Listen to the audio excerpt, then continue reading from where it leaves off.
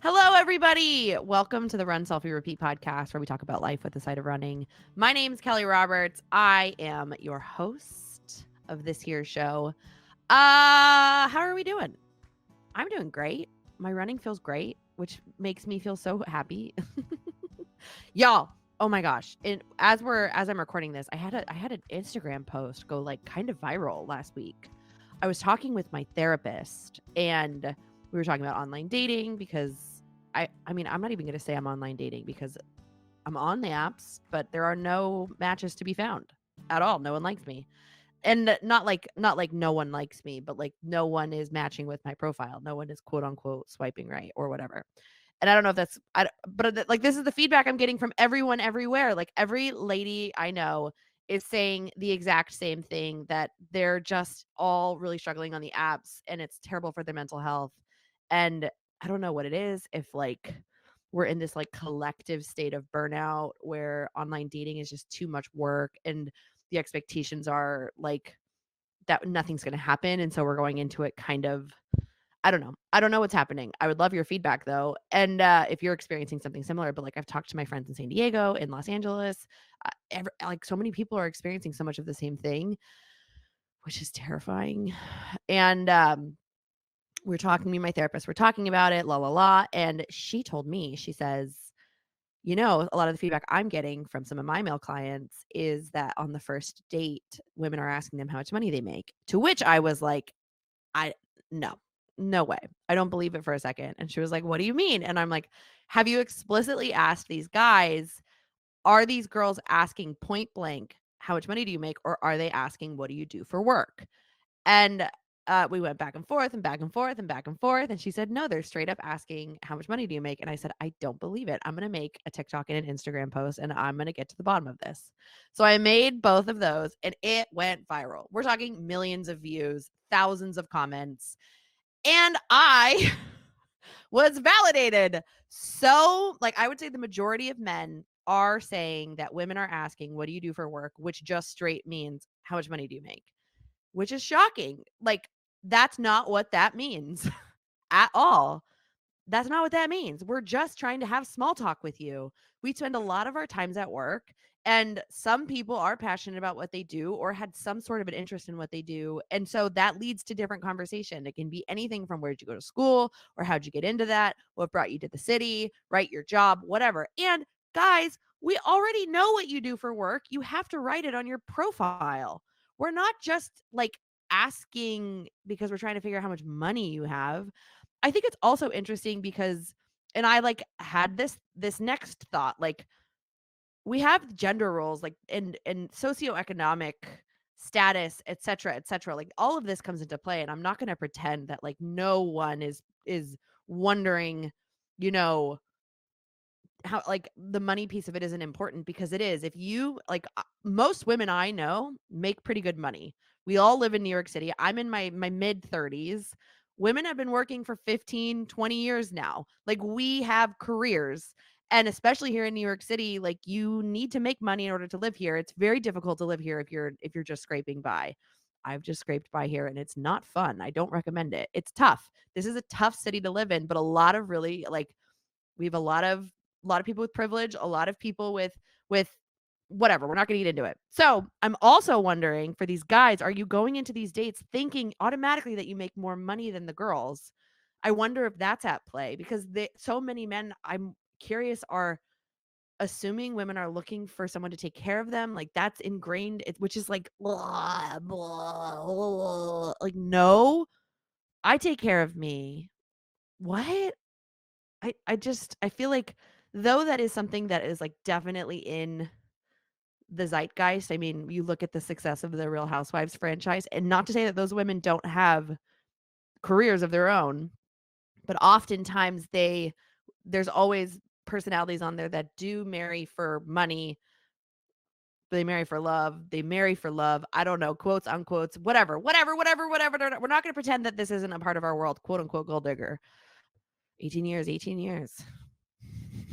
All right, but I don't know. I just have so many thoughts now, and like I'm just so, what discussions do we need to have? Because also there were girls on there who say they do straight up ask how much money they make on a first or second date. And then there were men who did say straight up, women are asking point blank, how much money do you make? And then there were other ones who just like got misogynistic and like, ugh, gross.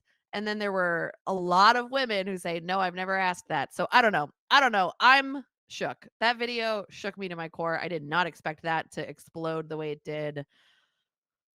What an interesting conversation, you know? And a lot of people were like, well, you should talk about money. And it's like, not on the first or second date like that. It's more like, what, like, I think a lot of us want to find someone who can spend their lives doing the things they love similarly. I love to travel.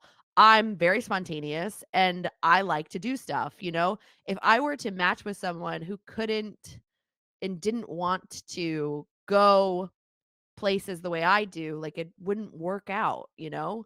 Like, same with, like, going out to eat, or how do you budget, or are you frivolous with money, or do you save? Like, all of these things are important, you know? Like, I am all for, people discussing, you know, especially once you're in a relationship, maybe you're moving in together down the line, you're getting closer to that. You should be having conversations about, you know, like income and expectations.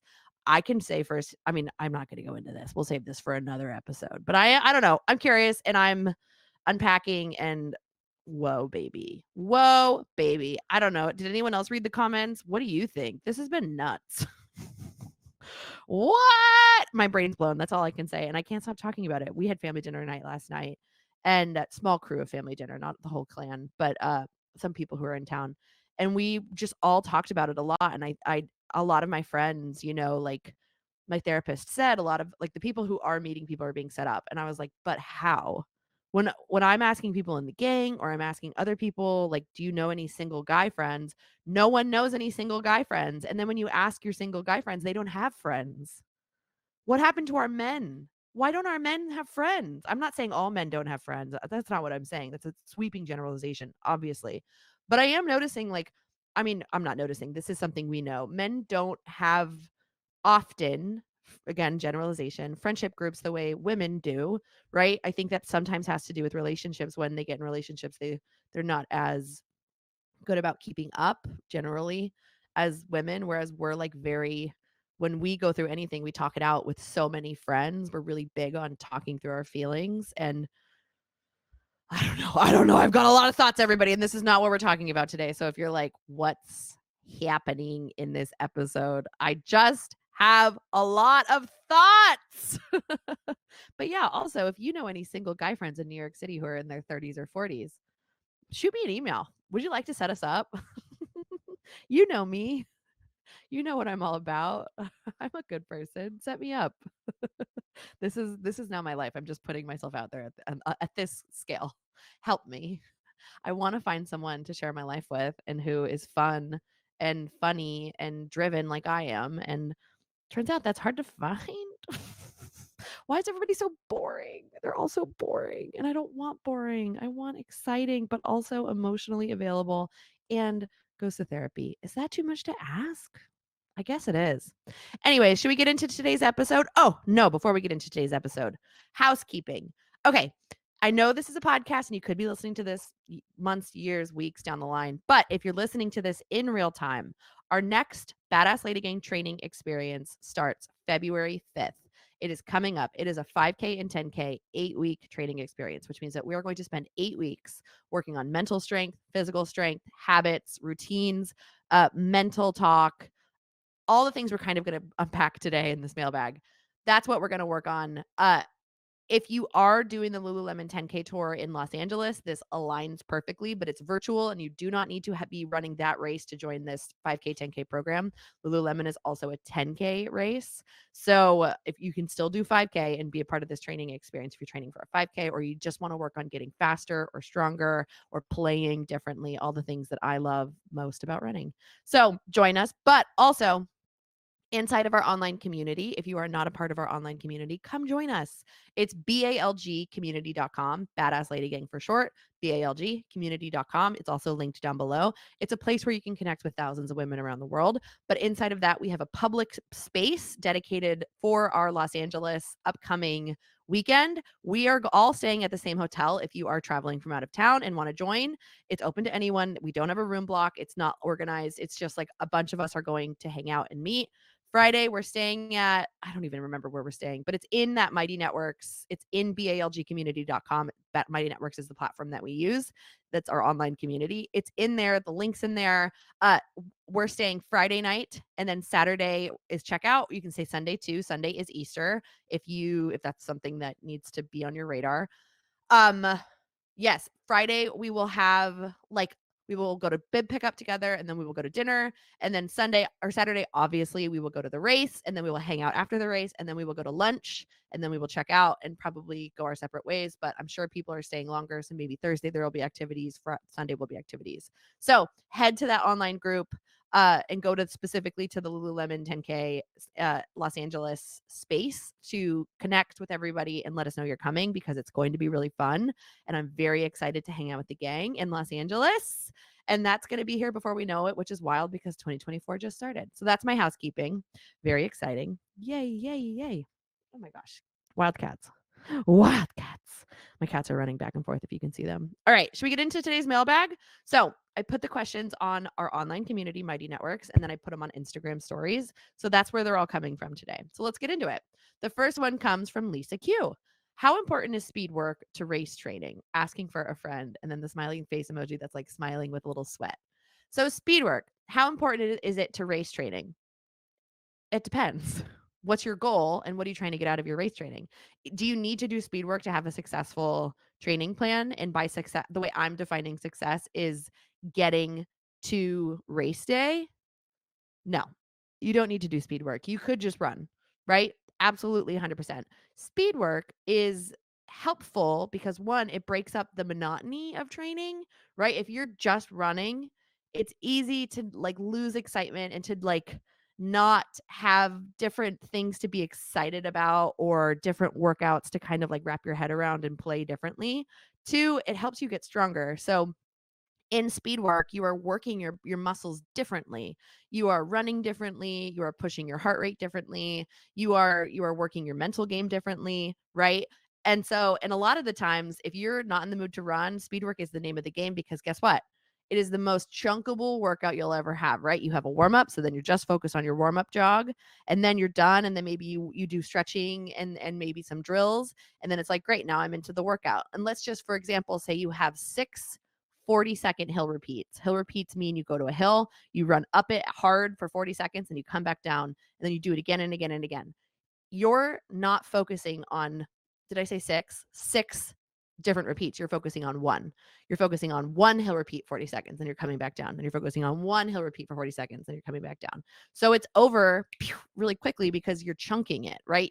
You're focusing on really, really, really small bite-sized pieces of that run, which is amazing, right? And then you're done, and it's like, great, now I have a 10-minute cooldown jog to run back home or run back to my car, and I'm done. So sometimes, right, if you start and maybe you're just like, you're having a hard time getting present, speed work is a gift because it's a chunkable workout that can help you get through it and actually probably find some fun. And then also, it's just really fun. I know it's intimidating and I know it's scary at first, but it is just a language, right? Languages are really clunky and hard at first when you're learning them, and everything feels unsurmountable and really just like daunting and hard and scary. But if you just keep showing up and are okay to screw up and make a fool of yourself, quote unquote, you're not really making a fool out of yourself. No one's judging you, no one's watching. You get better, right? And then eventually you do have fun. But speed work does make slow running, right? Slow, strong, steady, your conversational pace more fun because you get more efficient at running. You're working your system, you're working your aerobic system, you're working your anaerobic system, you're working different zones, threshold pace, all the different things. So, is it the most important thing in the world? No. Just getting your workouts in is the most important thing in the world if you're trying to run a race. But if you're dreading them, I would want to unpack with you why. If you're skipping them, I would want to unpack with you why. Does that make sense? Cool. Helen G. How do you get through the days where you can't stop with the negative self talk? Yes. So, this is something Dr. Bob taught me. It's accurate self talk. Accurate self-talk is what we focus on, not necessarily negative, not necessarily positive. We focus on what are you saying to yourself, and it all starts with identifying what do you say to yourself, right? So grab a journal and you're going to write down before your workouts what you're saying to yourself. And then when you get back, you're going to write down what you were saying to yourself during your workouts, and then you're going to say write down what you're saying to yourself now post workout. Let's just use this as an example. When was my last speed play day? My last speed play day was on Friday? Question mark. Friday. It was on Friday. Speaking of speed work, I did not go out intending to do speed work. I kind of left it up to chance. I looked at my plan and I saw I had it, but my week was kind of like all over the place because we had 2 different snowstorms and I had just gotten back from a traveling weekend. So I was feeling like not great, but it was trying to get my workouts in. And so I said, perfect. I'm either going to run for 60 minutes or I'm going to do the prescribed workout this week, which was I ended up doing 8 400-meter repeats. So I took off, got to the park, did not feel great. And I was like, okay, I don't feel great. That's okay. So I'm going to do my stretching dynamic warm up, and then I'm going to make a decision to what I want to do. So during my dynamic warm up, I was like, okay, do I want to do a loop at the park, or do I want to do the speed play? And I was like, I don't think, like mentally doing the loop around the park would be the most fun because I don't feel great. And I was like, so I'm going to do the speed play. That way I'm only focusing on the 400 meters I'm in, and it is what it is. So I did the speed play, and I was trying to be mindful of what I was saying to myself because I was a lot slower than I thought I should be. And I haven't run into this in a while. Normally my speed work, when I'm doing speed work or when I'm off or I'm just like I'm running differently, I'm pretty like, well, I'm running best effort and this is what I have in the tank. So it is what it is. But for some reason I was starting to get down on myself and I was like, why are you running like this? What's wrong? I could feel myself doing that. And so I was noting it and I'm like, oh, that's interesting. I'm asking myself what's wrong. Why are you running like this? Instead of focusing on the fact that this is my best effort. And I was noticing because I was kind of ruminating on how icky I felt, I was progressively getting a little bit slower because I was starting to like mind F myself and I was starting to like fixate on how crappy I felt. And I ended up in that moment having to like stop after like, I think it was like the fourth repeat and be like, all right, shake it out. What's happening? Are we having fun? Like, do we want it? And I had literally stopped and said, do you want to do this, Kelly? And I was like, yes, I do want to do this. And I was like, are you having fun? And I was like, no, I'm not having fun. And I was like, okay, what do you need to do right now to have fun? And I was like, I need to change my music, first of all. So I changed my music.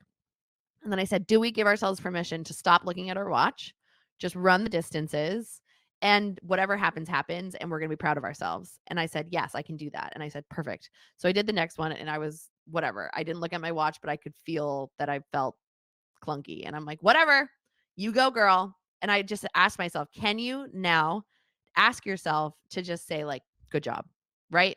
Not great job, not you're the fucking best, you're the queen. Just say good job, right? One more, right? Even though I had 3 more, one more. Just focus on one more. And so one more, one more, one more, one more. And I just focus on tools. I focus on counting my footfalls. I focus on picking something ahead of me. I focus on exhaling a little bit more when I started to get into my head. I focused on smiling. I focused on mantras, right? What do you want? What do you want? I want joy. I want strong. I want to be here. Things like that. All things that were true. Right. At that point, I did want to be there. I was almost done. I was feeling good. I knew it was almost over. So if you focus on things that are true, it's like, I don't want to be here. If that's true for you, that's okay. I want to stop. If that's true for you, then we need to stop. Right. Don't do things you don't want to do. But if you can get yourself to a place where you're like, I don't want to run today, but I do care about this goal and I know that today serves a purpose and I have committed to myself to try to get 2 running days in and today's the day and I'm going to go out and I'm going to give myself 10 minutes and I'm going to try. Right? Can that be true? Accurate self-talk. Am I okay? Am I safe? Like all those things sometimes are really helpful, but it really all comes down to what are you saying to yourself? What is the negative self-talk? We need to kind of get the idea behind what are some of the core beliefs that you have about yourself? Like what do you think what are you saying to yourself and why are you saying it? if that makes sense. All things that we go over in our team coaching calls and in our training experiences. You'll get access in weekly emails and running plans to do it on your own, but sometimes it's helpful to have someone like walk you through it. Next, Mary M. How to switch from run walk intervals to intuitive running. Amazing. So, I'm not a big believer in every single run doing set run walk intervals. I'm a believer in run walk intervals, set run walk intervals every once in a while and having that be one of many tools in your tool belt, right? But I'm also a huge believer in practicing all the tools instead of getting really proficient at using the hammer. Can we use the screwdriver? Can we use I don't know any tools. I use this phrase or this analogy all the time, and yet I know like nothing about toolboxes. I have one, but I don't know any of the tools.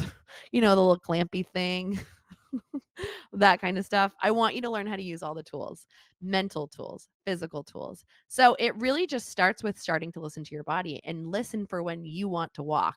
When you want to walk, you take a walking break. And when you're ready to run again, you run again. And you're like, "But Kelly, I'll never run if I let myself do it." Great.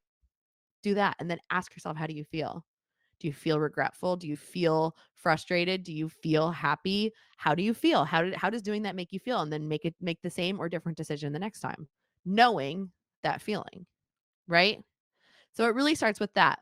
But I think getting specific about expectations, which is something we've been talking about a lot, right? Expectations of how you think you should be feeling as you're intuitive running is very important. Because if you're like, "Well, I've been intuitive running for 4 weeks now and I don't think I feel any stronger." Well, then what do you think should be the case? What do you think should be happening? We need to get really, really specific about that because sometimes that can be the thing that kind of like derails you and stops you from really enjoying the process of building strength because that takes time. Building endurance takes time. So you'd really just tune into how you feel and you walk when you want to walk and you run when you want to run. And you look for patterns. If you know that you always walk at a certain spot, encourage yourself to either walk earlier for shorter or run for a little bit longer and take a walking break different places because we are very very routine and we look for those like that's when I get to walk. Once I get to the dry cleaner, I get to walk. That used to be mine. All right, Carla P. Any tips or strategies for balancing wanting to eat in a way to perform well and feel good without poison punch creeping in? Yeah, you said it, right?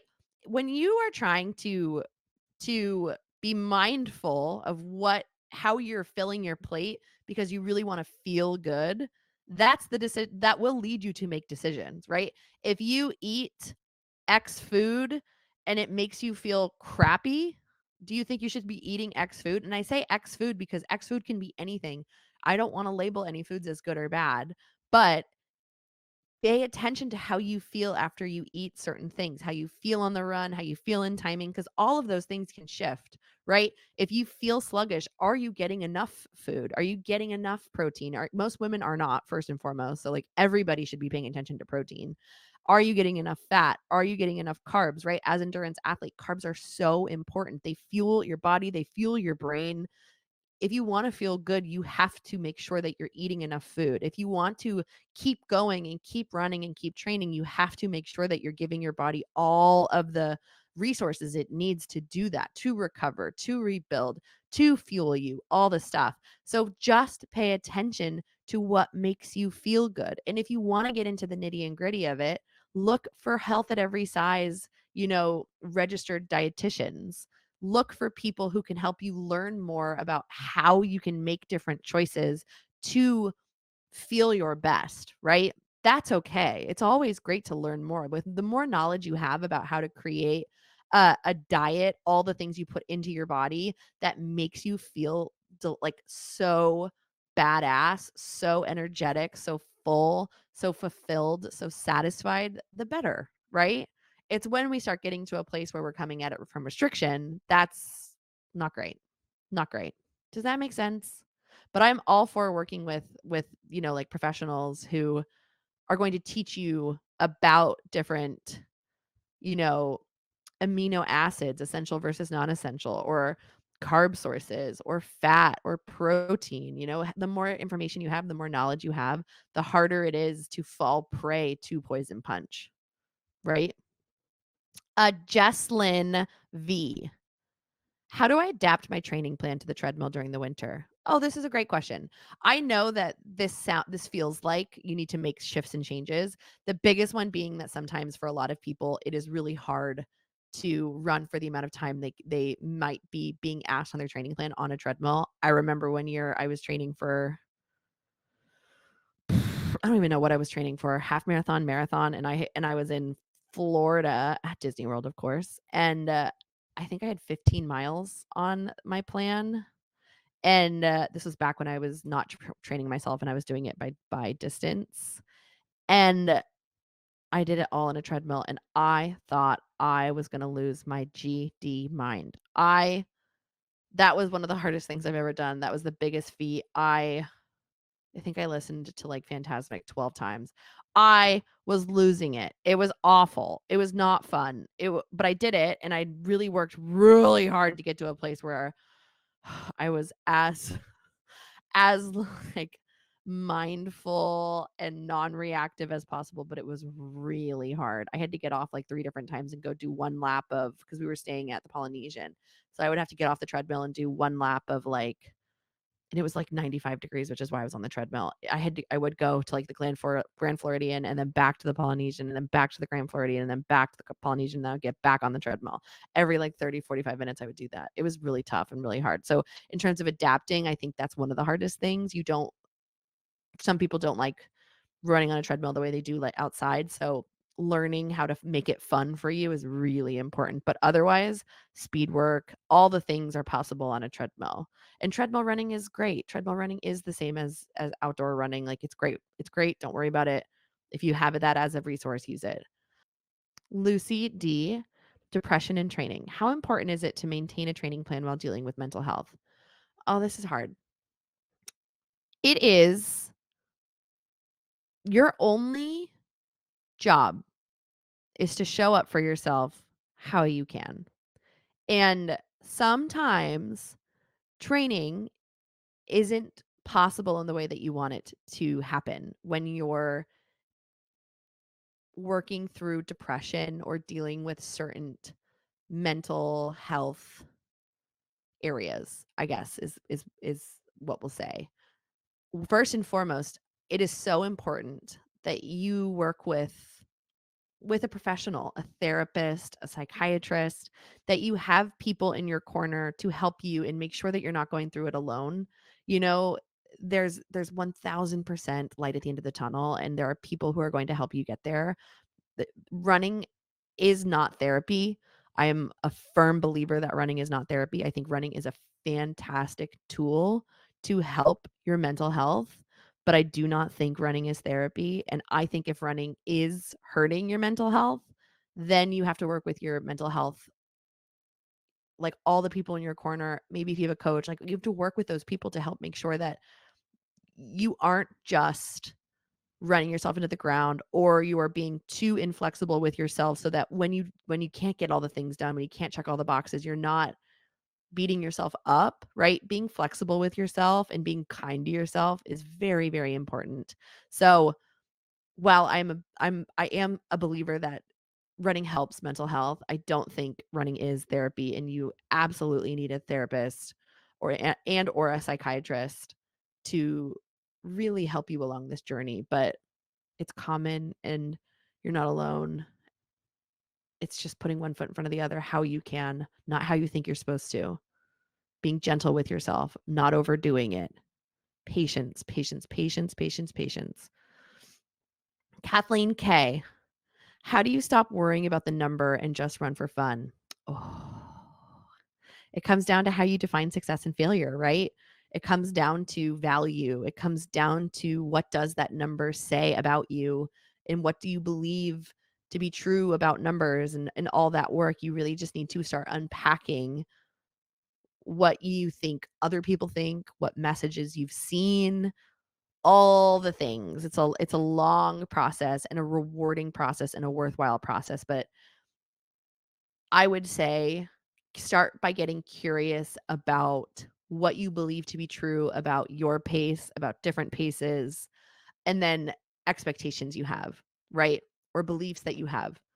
what makes someone a runner. I know that sounds like if you run, if you're a runner, but no, I would ask yourself what makes someone a runner? What makes someone a good runner?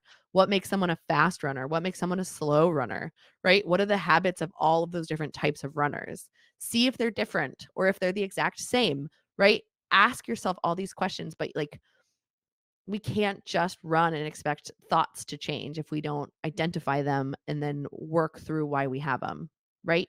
And then feelings we have about them. Tori G, what's the if you can do nothing else warm up and or recovery recipe? If I can only make myself do 2 to 3 minutes before or after a run to take care, what stretches, movement, rolling would you do versus skip? I want to answer this as an athlete and then I want to answer this as a coach. Because as a coach, I want to say you're predicting the future by just telling yourself this is what I do and I can't make myself do anything for 3 minutes, like anything more than 2 or 3 minutes. You are robbing yourself of your autonomy and you're predicting the future, right? Like you can do anything at any moment and at any time, right? And every moment is a decision is a moment that you can make a different decision. I just like short circuited. So I think one, first and foremost, right, like getting into habits and building routines around warm-ups and cool downs is one of the best ways to establish longer warm-ups and cool downs.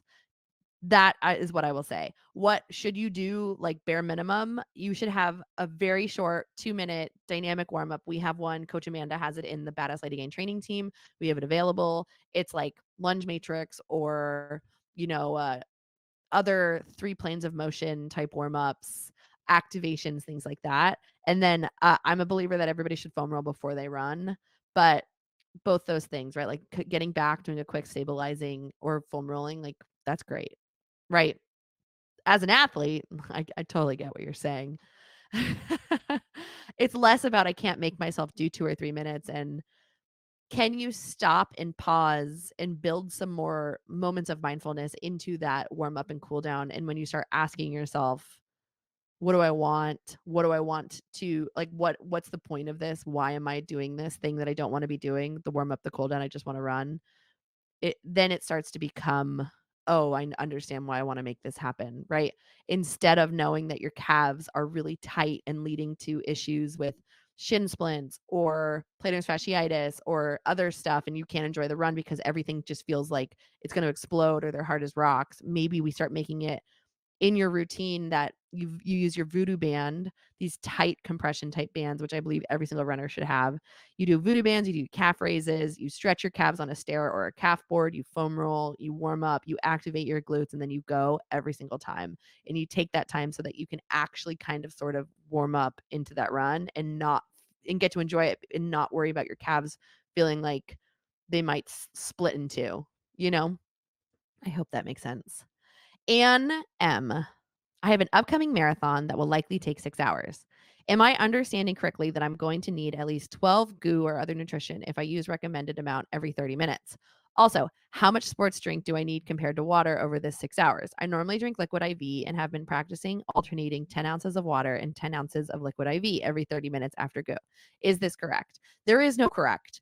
Every single person is different. Our carbohydrate needs are different. Our nutrition needs are different. Our sodium levels are different. So, if you are a member of our Badass Lady Gang team, or if you're doing a training experience, you get access to our journals. And in the last part of the What's with My Body, the female physiology chapter, I break down hydration and fueling so that you can start to figure out what works for you and get curious about defining a strategy. So if you are a member of the team or if you do a training experience, that's always an option for you. And then you can come to the coaching calls and we can really start to tweak it and then define it. But things to think about. So when you're running for longer than like 4 or 5 hours, that's a long time to use only goo or chews. And a lot of the time, a lot of us don't want to eat. We like burn out on that sugary stuff and it's hard to get stuff down. So one, you want to train your gut. You want to train it to eat food. So if you can do real food for the first 2 or 3 hours and then switch to faster digesting carbs like the goos, like the martins, like the scratch super high carb drink mix or the chews, etc. That's or like what else? Glucose tablets or what else is there? What else is there? What am I missing? For fueling. I think those are like some of the hot ones. That's available to you. So, what's real food? You can make your own like protein granola bars. You can buy things like chewy bars. You can make little like oatmeal squares. You can eat mashed potatoes. You can eat what else can you eat? You can make rice cakes, right? Like white rice, brown rice, things like that. You can make them savory, you can make them sweet, you can do Uncrustables, you can do PB&J sandwiches, you could do uh corn tortilla roll-ups, you could put deli meat in there or deli meat and cheese or avocado. You can do pasta, you could do pasta with butter.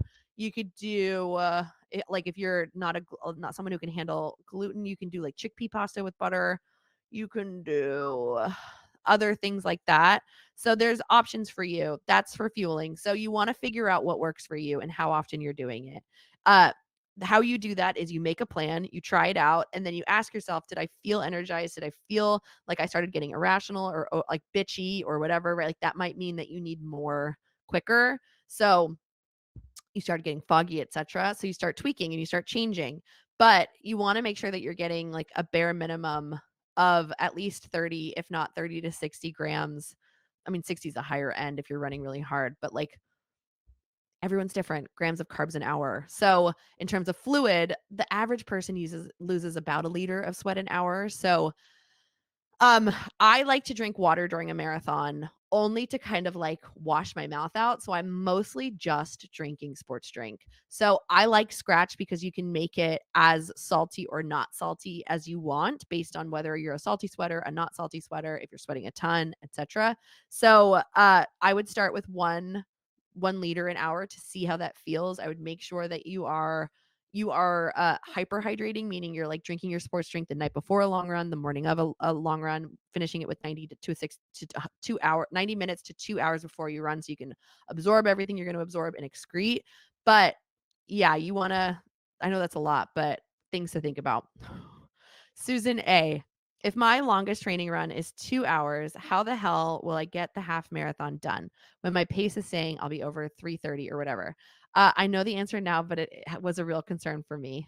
I know this is really hard. It's hard to wrap your head around. So for for a half marathon, I always tell everybody you can get up to 2.5 hours. Like I don't think everybody needs to get up to a 3 hour long run if you're running a half marathon. I just don't think it's necessary. Your training, whether you're running a 10K, a 5K, a half marathon, or a marathon, is not your longest long run. It's just not. So we want to make sure that you're only running as much as necessary. I like to stack long runs for my athletes who are 11+ minute milers, meaning that you're going to do a long run on Saturday and then a long-ish run on Sunday. Not as long as one day. So one run's long and one run is semi-long. So that way you're running strong on tired legs without having the form to like degrade and putting yourself at risk for an overuse injury, giving yourself time to recover enough so that you can keep training instead of just running yourself into the ground and then just kind of like dragging yourself for the next week or two because you can't recover. So yes, if you're going to take 3.5 hours, we can get your long run up to 2.5 hours. Everybody's different, but you will be prepared at 2 hours if you do your training, you do your strength work, right? Strength work is a really important piece of the puzzle. Don't skip it. Same with cross training. All right, moving on to Instagram questions. Oh my gosh, I just lost it. There it is. Okay. For Jiller in red. I don't know how to read that. First marathon this fall, probably finish around 5 hours. Focus TRNG on miles ran or hours on feet. Oh, training. Okay, first marathon this fall, we'll probably finish around 5 hours. First, folks, she focused on training for miles ran or hours on feet. I always say hours on feet. Always, always, always. That's what I believe. Whether you're trying to be cute or you are going to take 8 hours. I think everybody should be running for time on feet because I just think it's a much more efficient way to train. That doesn't mean that your speed work won't have distance in it, right? You'll do 400s, 800s, mile repeats, whatever. You'll also do time like 10-minute at threshold or 15 minutes at threshold, whatever. But I'm a big believer in time on feet.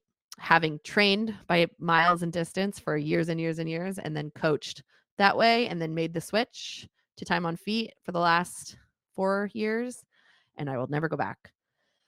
Okay. Ale Spinlez.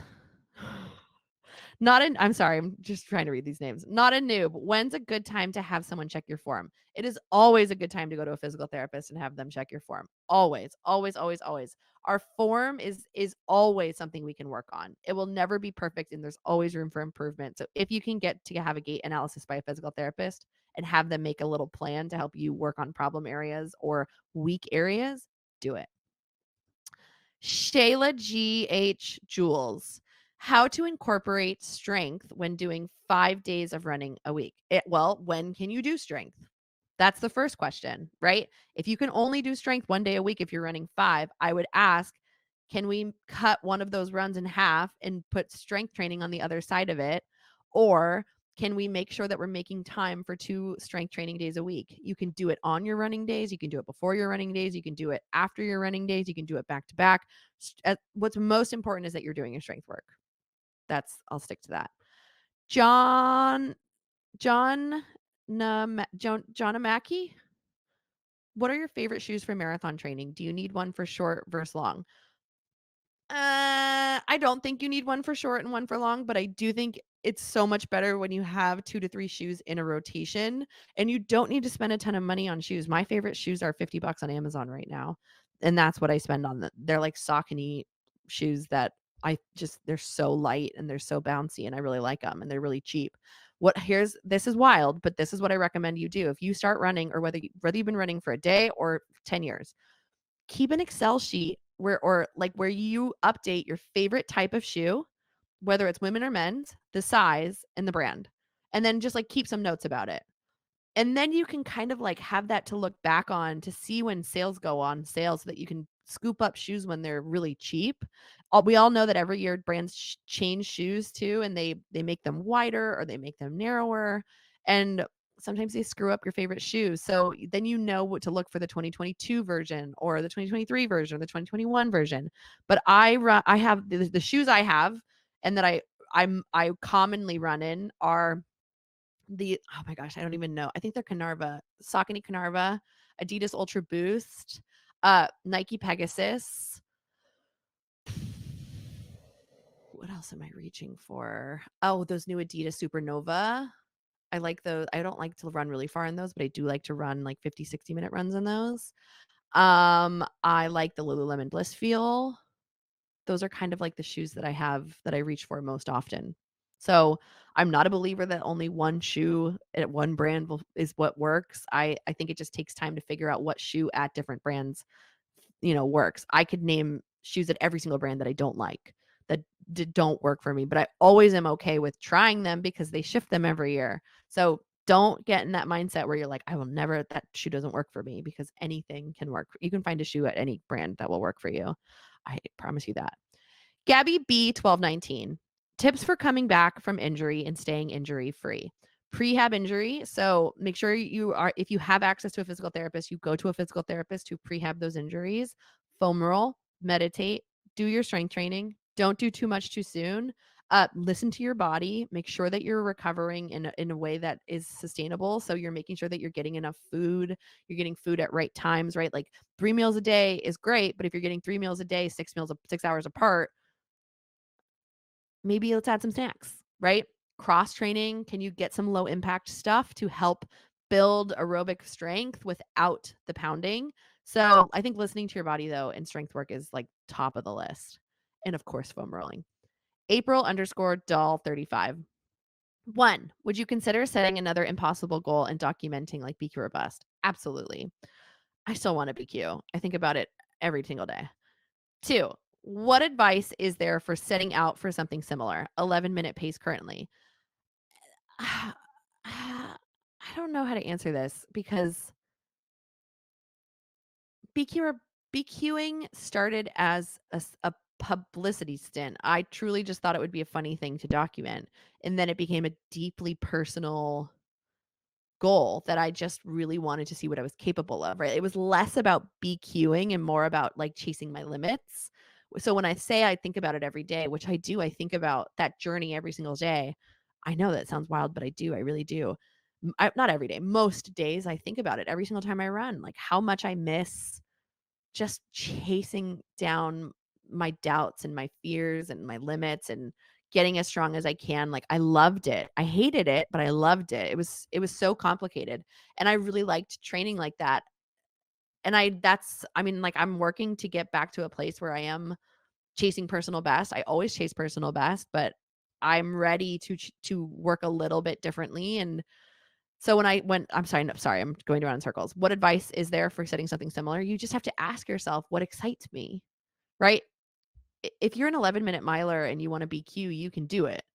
It's just a matter of, do you have the time, and like, are you ready to spend anywhere from 6 months to 3 years, 4 years doing it, because you have no idea when it'll happen, if that makes sense. It's a lot of time though. You have to dedicate a lot of time. It's training 90 minutes most days, right? Strength work and running, cross training and strength work, things like that. So ask yourself what excites you. What are the feelings that you're chasing, and what do you want to explore, and then start there. It doesn't need to be outcome driven though. It can be, but it can be other things. It can be outcome driven in the sense that you want to do a trail race, a 50K. It can be outcome driven in the sense that you want to uh, really train for a marathon and work giving everything you have and seeing what happens. It can be process related in that you want to do the mental work to discover, like, what is stopping you from really working in a different way, in facing fears, right? Like, running really fast and really hard is scary. And that's really hard for a lot of people. It was for me. All right, cat rises. Marathon training, running stroller for a child the size of a 7-year-old for a single mom. Go on the online community in Mighty Networks, our Badass Lady Gang online community, and crowdsource. Those women will tell you what you should get. I'm not going to tell you because I don't have a child and I don't use a running stroller, but I can guarantee you that thousands of women in there will tell you what they like and dislike about what they have or what they've tried. Blonde Fitness Santa. How to not beat yourself up when you DNF. Oh, this is a great question. So, first, coming back to what you're saying to yourself, what are you saying to yourself? Right? What do you believe to be true about that DNF, about what led to that DNF? And is it true? Is it accurate? If it is accurate, we can't fight it, right? And it's just a learning opportunity. So you let yourself feel disappointed and bummed and a little maybe embarrassed, but at some point, you do have to say, and I forgive myself because I'm human and I went for it and I had the courage to go for it. And here's what I learned. And let's try again, or let's try again in a couple months, or I'll try again eventually when I'm ready. And I'm just going to run how I want to for now, or I'm going to switch gears and do something different.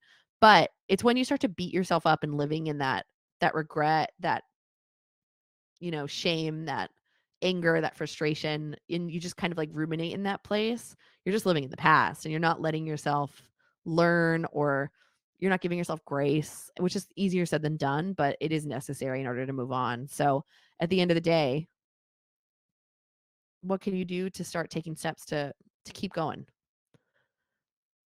Road La Cruz. Do you have a virtual program for folks outside of New York? Everything we do is virtual. We have chapters in-person weekly meetups that meet in, I think we're in 11 cities in the US and Canada, but all of our training, the team, the training experiences, the running plans, everything's virtual. So yes, absolutely. Come train with us. It's very fun. Jack Dan Mez signed up for a half on a cupless course, Vester belt. Worried about chafing faves. I hate belts. People love belts. I hate them. I chafe in my vest though, and if I don't wear a shirt, so I will wear a shirt with my vest. I choose vest. I bought the Lululemon vest. I like it. I think it's fine. The only thing that I had to do was get an insulated bladder. That's like the where you put your fluid, because I run so hot that the water will immediately get like boiling hot and it's disgusting to drink. So I have to make sure that like I'm either putting ice in it regardless of the weather, and then or I'm freezing half of it and then filling it with water. So I'm vest. But I didn't wear a vest for like 12 years. And I feel so silly that I just wore like a handheld water bottle for as long as I did, because I love the vest. But I remember the sizing on the vests being crazy, but go to REI. Go somewhere where you can try them on. I did the Amazon online route and I regret it. Second question. What do I look for in a good sports drink? One that tastes good for you, right? Like try the big brands, try the Scratch, try the LMNT, try all that stuff. They have what you need. Make sure that there's sugar in it. Don't reach for a diet product, but Gatorade, Powerade, everything's fine. I would say if you are going to use what's on the course on race day and you're chasing a big goal, or you're just like you just want to make sure it sits well in your stomach, make sure that you try training with what's on the course, right? Like if you know Gatorade Endurance, where they mix it themselves, is going to be on the course, maybe mix it yourself and make a couple of the cups a little extra strong, or maybe it's like less strong. So, but a good sports drink is one that you like to drink, in my eyes. How long should you run in new shoes before a marathon? I think you should do at least two of your longest long runs in it before a marathon. If I've had $1 for every time a brand gave me a pair of super shoes and said you can run in these if you want, the week of a marathon, I would have $4, $5. And I regret it. No, I don't. But I definitely paid for it. I lost a toenail. I remember finishing the last time I tried to BQ and I was like, get them off my feet. They were too tight.